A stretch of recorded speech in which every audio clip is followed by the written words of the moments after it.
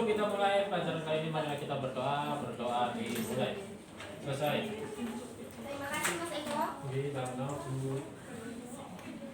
Oke, Ibu ingin mengetahui terlebih dahulu sebelum memulai pelajaran kita, bagaimana perasaan kalian hari ini? Pollingnya sudah Ibu kirim di grup, silakan diisi. Oke, baik. Banyak sekali ya variasinya, ada yang sedih, ada yang bahagia, dan ada yang biasa saja. Yang sedih kenapa? Kenapa sedih? Ngantuk, Bu. Ngantuk, belum makan siang. Nggak dapat Jumat berkah. Wah, nggak dapat Jumat berkah. Beli dong.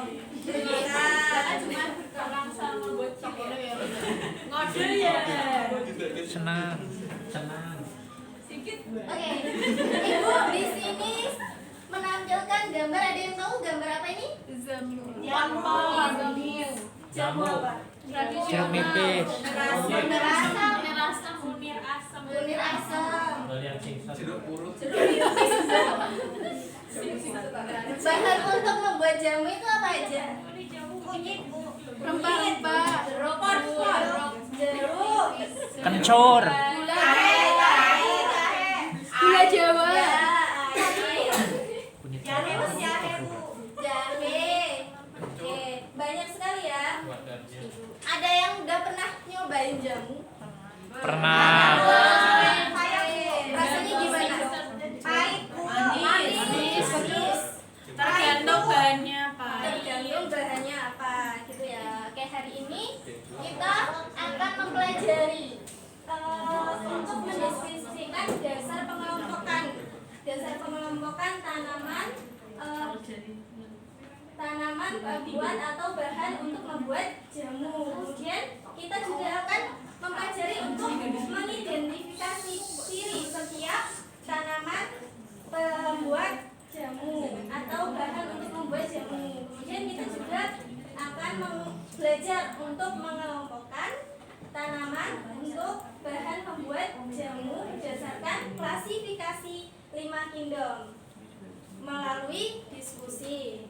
Selanjutnya kita akan mempelajari atau menyajikan hasil analisis berdasarkan hasil observasi mengenai klasifikasi tanaman penyusun atau bahan untuk membuat jamu. Nah, silakan kalian berkelompok masing-masing, satu kelompoknya 5-6 orang. Silakan.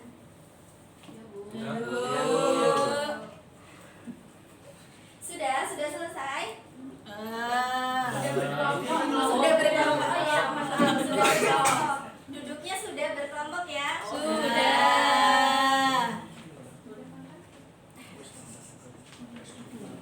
Nah, kalau duduknya sudah berkelompok, silahkan simak LKPD yang telah Ibu share di grup WA ya. Dicermati dulu, dibuka dulu LKPD-nya. Nah, setelah membuka LKPD,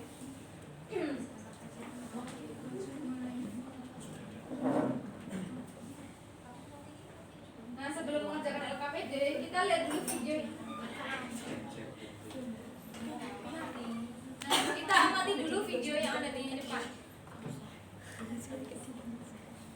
Mengambil lensa Indonesiasi.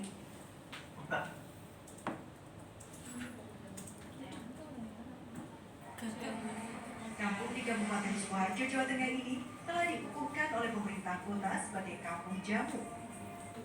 Hal ini dikarenakan sebagian besar warganya berprofesi sebagai perajin jamu tradisional yang tetap bertahan tak oleh zaman.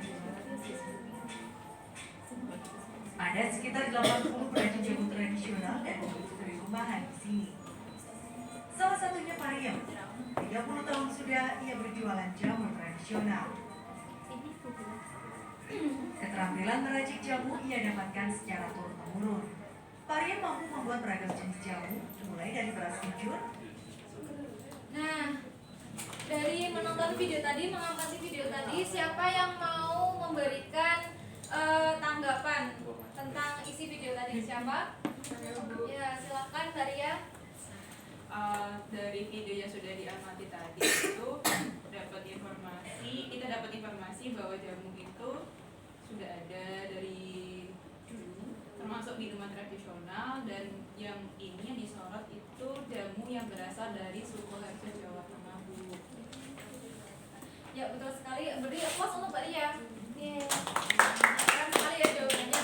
Nah jadi jamu ini merupakan warisan budaya di Indonesia yang sudah ada sejak zaman dahulu, zaman kerajaan itu sudah ada ya. Nah masing-masing dari kalian tentunya setiap daerah itu pasti ada jamu yang paling populer gitu ya. Biasanya apa yang jamu yang paling populer yang biasa kalian konsumsi pas dulu apa? Buyung upi.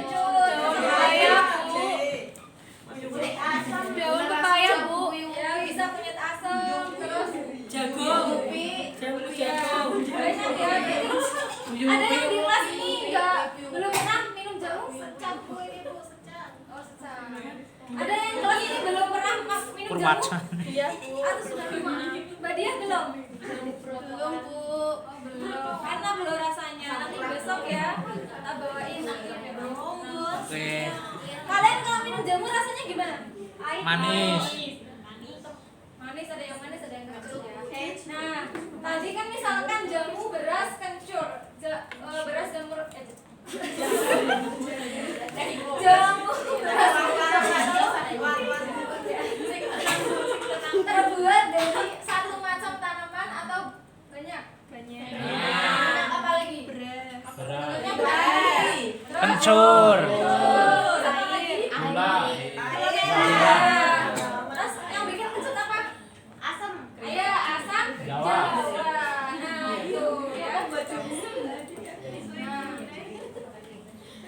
Nah, setelah itu kalian bisa simak LKPD yang telah di-share. Nah, ini kalian jangan lupa isikan identitas ya, nama kelompoknya, terus anggotanya siapa, sekaligus dituliskan perannya. Anggotanya siapa, terus nanti perannya sebagai apa. Terus ke bawah. Nah, ini alat bahan yang perlu kalian siapkan untuk mengerjakan LKPD. Kemudian ada petunjuknya ya, silakan sudah berkelompok ini ya. Kemudian dicermati kembali videonya tadi. Kemudian, nah ini penugasan yang perlu kalian selesaikan adalah simak kembali video tadi. Kemudian identifikasilah tanaman yang menjadi bahan dasar berbagai jamu, berbagai jenis jamu. Jadi satu kelompok minimal 3 jenis jamu yang diidentifikasi. Kemudian setelah setiap jenis jamu itu misalkan satu beras kencur tadi, nanti diidentifikasi racikannya itu pakai tanaman apa saja, kemudian diidentifikasi secara rinci sesuai urutan takson dan berikan penamaan ilmiah setiap tanaman sesuai kaidah binomial nomenklatur. Gitu, ada yang ingin ditanyakan? Tidak, sudah jelas. Udah. Kalau tidak, silahkan bisa berkelompok, bisa dikerjakan LKPD-nya secara berkelompok. Baik, Bu.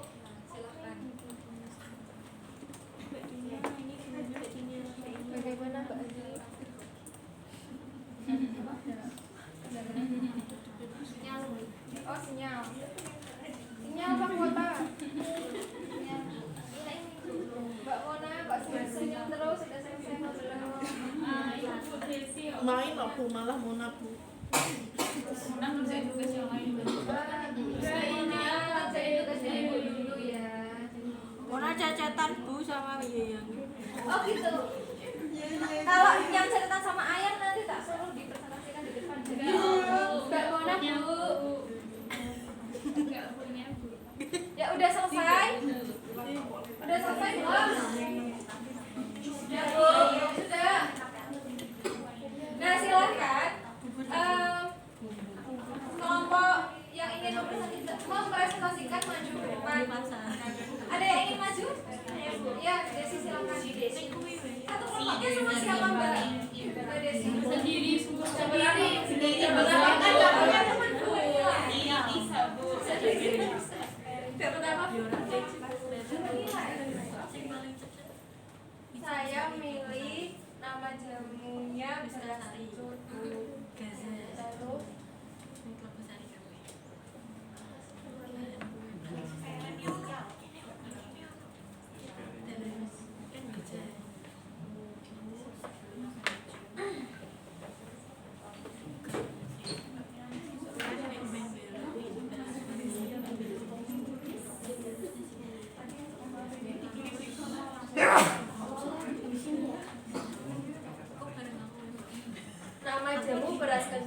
khasiat jamu meredakan batuk, menambah nafsu makan, menghilangkan pegal-pegal dan rasa capek, meredakan gejala sakit mah dan meredakan flu. Ini gambar.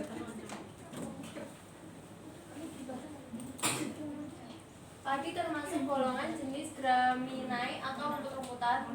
Menurut USDA atau 2019, klasifikasi tanaman padi yaitu Kingdom Plantae, Subkingdom Rascheolta, Subdivision Spermatophyta, Division Magnoliophyta, kelas Liliopsida, subkelas Cornelinidae, ordo Cyperales, famili Gramineae, genus Oryza L, spesies Oryza sativa. Sudah Bu? Ya, sudah. Beri aplaus untuk kelompok 1.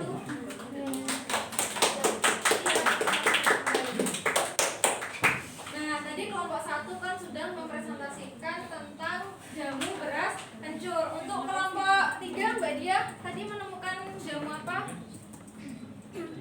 Iya. Sama atau berbeda? Sama Bu, beras kencur juga. Iya. Kita seringnya mengkonsumsinya beras kencur. Mbak Dina ya. Oh, Mbak Dina Iya. ya. Terus yang kelompok 2, Mbak Tina menemukan hasil yang sama atau yang berbeda? Jenis jamunya sama. Oh, seringnya juga minumnya beras kencur. Iya, yang enak. Yang enak ya. Nah, dari tadi jawaban yang sudah diberikan oleh yang sudah dipresentasikan oleh kelompok 1 itu sudah benar, sudah tepat. Namun nanti Ibu akan menjelaskan materi sebagai untuk penguatan. Oke, selamat siang anak-anak. Iya. Oke, hari ini Bapak akan menjelaskan mengenai klasifikasi makhluk hidup. Jadi mohon perhatikan dulu. Ini ada yang ngantuk atau enggak ini? Enggak. Ya, coba dulu Mas Alif, kok tampaknya ngantuk ini. Bapak perhatikan dulu ya Mas Alif. Oke, Bapak akan berikan penguatan materi terkait dengan klasifikasi makhluk hidup. Jadi tolong perhatikan terlebih dahulu. Yang pertama itu terkait dengan manfaat klasifikasi makhluk hidup. Nah, sebenarnya pentingnya itu apa sih kita belajar tentang klasifikasi makhluk hidup itu sendiri? Nah, yang pertama itu memudahkan kita dalam mempelajari makhluk hidup yang sangat beraneka ragam. Sebagai contoh adalah misalnya jenis pisang. Coba anak-anak bayangkan di rumah, ada yang pernah makan pisang kepok? Pernah pasti ya. Terus kemudian ada yang pernah makan pisang raja seperti itu. Nah, apa? Ya, pokoknya dengan mempelajari klasifikasi ini kita akan lebih mudah seperti itu. Jadi kita misalnya nanti jawabnya Bapak Sita loh. Lalu jawabnya Bapak Sita. Nah, yang kedua adalah, nah tolong perhatikan kembali ya. Ini kedua adalah mengetahui hubungan kekerabatan antara makhluk hidup satu dengan yang lainnya. Sebagai contoh adalah misalnya terkait jamu tadi ya, misalnya kencur. Apakah kencur berkerabat dengan jahe atau justru dengan pisang yang Bapak jelaskan tadi? Nah, fungsinya seperti itu. Nah, oke, selanjutnya untuk yang selanjutnya itu terkait dengan prinsip-prinsip klasifikasi makhluk hidup. Ini mohon maaf, tampaknya Bapak mengganggu kayaknya. Nah, oke. Yang maksud saya adalah mengganggu pandangan dari layarnya ini. Belum Mas Adi tampaknya tidak suka deh. Oke, kita lanjutkan ya anak-anak. Oke, yang pertama adalah prinsip yang pertama adalah mengidentifikasi ciri-ciri suatu makhluk hidup. Nah, ini dimaksudkan dengan kita sebut dengan pencanderaan. Nah, misalnya, bagaimana sih bentuk daunnya? Misalnya seperti itu. Misalkan pada tanaman jamu tadi, misalnya, kencur itu bentuknya seperti ini, agak bulat, kemudian berwarna sedikit kemerahan dan sebagainya. Kemudian mengelompokkan sesuai dengan kriteria yang kita inginkan. Nah, ini disebut juga dengan pengklasifikasian seperti yang saya katakan tadi. Nah, dikelompokkan misalnya berdasarkan apa ya? Misalnya berdasarkan sukunya seperti itu. Kemudian yang ketiga adalah prinsip yang ketiga adalah pemberian nama kelompok. Nah, ini misalnya ya seperti contoh tadi, misalnya kayak pisang seperti itu, kemudian tanaman-tanaman jahe seperti itu. Lanjut. Nah, oke. Sebagai tambahan juga dalam sistem klasifikasi itu terdapat 3 anak. Yang pertama adalah sistem klasifikasi alamiah. Ini berdasar pertama bisa didasarkan pada sifatnya atau terutama terutama pada sifat morfologinya. Ini sesuatu yang bisa kita lihat baik morfologi luar maupun morfologi dalam atau kita sebut dengan anatomi. Nah, ini diteruskan oleh Aristoteles. Kemudian yang kedua itu adalah sistem artifisial. Ini adalah berdasarkan pada tujuan praktisnya, misalnya berdasarkan kegunaannya. Nah, untuk yang ini, sistem yang ini itu diteruskan oleh Carolus Linnaeus. Kemudian yang ketiga itu adalah sistem filogenetik. Ini berdasarkan kekerabatan suatu organisme. Nah, itu seperti tadi misalnya jahe berkerabat dengan kunir atau dengan pisang, seperti itu. Nah, anak-anak ini juga perlu penting terkait dengan sistem klasifikasi. Itu adalah sistem takson atau tingkatan takson. Nah, bisa dilihat untuk yang tumbuhan dengan hewan itu sebenarnya sama untuk tingkatannya, dari yang terbesar sampai ke yang terkecil. Itu yang terbesar adalah kingdom, kemudian yang terkecil adalah spesies atau jenis. Tapi yang membedakan adalah, silakan anak lihat pada bagian tumbuhan itu adalah divisi, kemudian untuk yang hewan adalah filum, seperti itu. Nah, dalam sistem klasifikasi makhluk hidup itu tidak serta-merta kita bikin seenaknya kita. Misalnya jahe itu saya namain misalnya Sigit atau apa, itu akan kurang sesuai. Nah, misalnya saya bilang Sigit itu orang Amerika nggak tahu kalau itu misalnya jahe. Misalnya juga orang Grobogan misalnya, atau orang Kopeng lah. Saya bilang sebagai contoh kayak kemarin ya, misalnya pisang. Kalau kok pisang siapa? Namanya pepaya lah, pepaya. Kalau di tempat saya namanya kates. Kemudian dia bilang misalnya di tempatnya Mas Andi gandul, kemudian di tempatnya apa ya, misalnya Mbak Mas Eko misalnya gedak, seperti itu. Nah, dengan adanya klasifikasi ini itu akan mempermudah. Jadi namanya hanya satu saja. Nah, seperti itu. Oke. Nah, ini adalah prinsipnya. Mungkin langsung kita ke contoh saja. Nah, ini adalah salah satu tadi ya, salah satu bahan untuk pembuatan jamu yang sudah kita bahas tadi. Mungkin anak-anak kan sering mengkonsumsi jamu. Tadi yang paling banyak itu adalah beras kencur, seperti itu ya. Nah, untuk sistemnya Bapak akan jelaskan itu terdiri dari dua kalimat. Yang pertama sebagai contoh ya, ini untuk nama spesiesnya.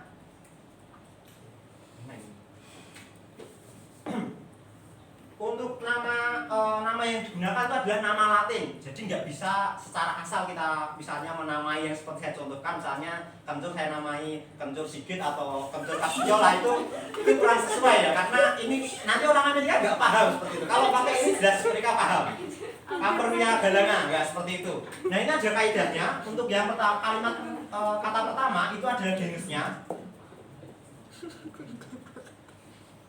Sebentar, saya tulis dulu.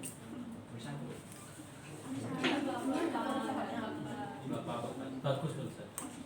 Nggak bisa baca, Pak. Bagus banget, Pak.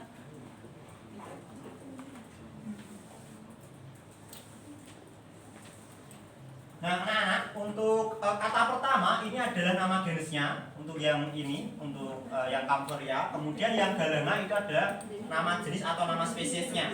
Nah, silakan dilihat silakan dilihat susunannya. Untuk huruf pertama, kata pertama itu wajib menggunakan huruf besar. Maka di sini huruf besar. Kemudian kata pertama huruf kedua, kata kedua itu huruf kecil, seperti ini. Nah, untuk penulisannya, misalkan kita ketik itu harus dicetak miring. Jadi seperti ini harusnya ini miring ya? Ya, atau ini TV-nya yang miring, atau orangnya yang miring enggak?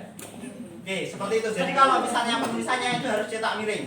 Kemudian kaidah yang kedua adalah misalnya pengen kita tulis menggunakan tangan, itu kita harus garis bawahi.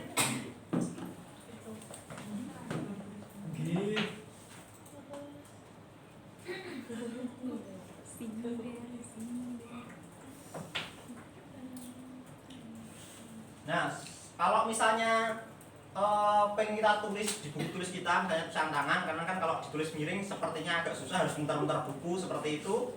Nah, ini kita garis bawahi. Nah, seperti ini. Nah, untuk garisnya itu adalah dibuat terpisah, jangan dibuat sambung, seperti itu. Itu untuk kaidah binomial nomenklatur. Oke. Oke, untuk penguatan Bapak sekian. Baik, tadi kan sudah berdiskusi, kemudian sudah dijelaskan materi sama Pak Sigit. Nah, apakah ada yang ditanyakan sebelumnya anak-anak? Jelas ini. Ya, jelas. Bagaimana perasaanmu waktu pembelajaran pada pagi hari ini? Ya happy. Paksa banget tuh. Bahagia Bu. Oke, saya juga happy. Ini Ibu ada penilaian. Silakan bisa di-scan barcode-nya. Kerjakan 5 menit ya. Tas lagi. Ini untuk menguji kemampuan kalian. Seberapa paham kalian memahami materi pada pagi hari ini ya. Iya Bu. Oke, udah? Udah. Wah, 100. Gimana hasilnya? 100. Ya. Oke, gak apa-apa ya Mbak Lia. Kalau hasilnya 50, nanti bisa belajar lagi ya. Iya. Oh, Maria. Pacaran udah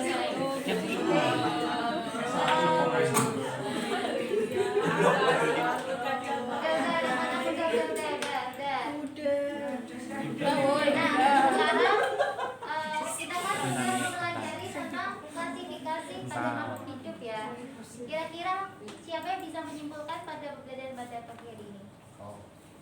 Silakan, bisa ulangan. Silakan, Mas Eko. Ya Mas Eko. Belum. Baca perjanjian ini. Perjanjian ini. Kok kaget Mas? Ayo.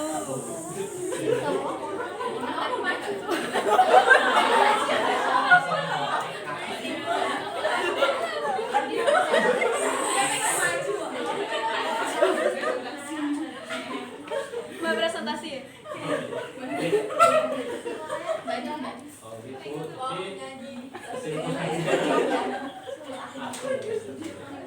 Kesimpulannya untuk pelajaran kali ini kita mempelajari tentang klasifikasi makhluk hidup, di mana secara binomial ya.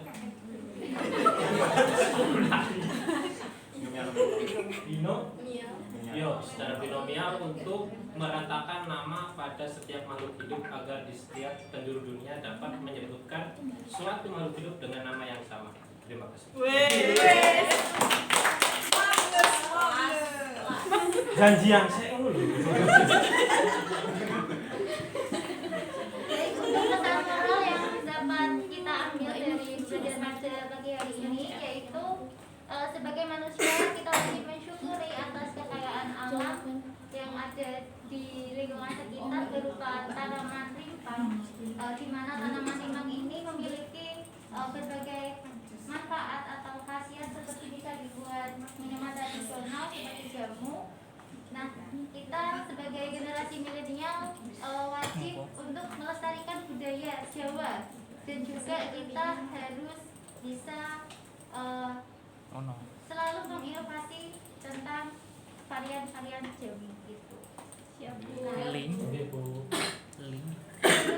Nah, akhir pembelajaran maka baiknya kita berdoa terlebih dahulu. Silakan ketua kelas bisa meminta doa. Seko.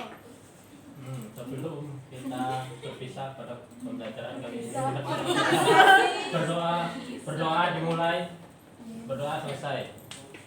Baik, untuk materi selanjutnya kalian bisa mempelajari tentang kunci determinasi ya. Iya Bu. Baik, wassalamualaikum warahmatullahi wabarakatuh. Waalaikumsalam.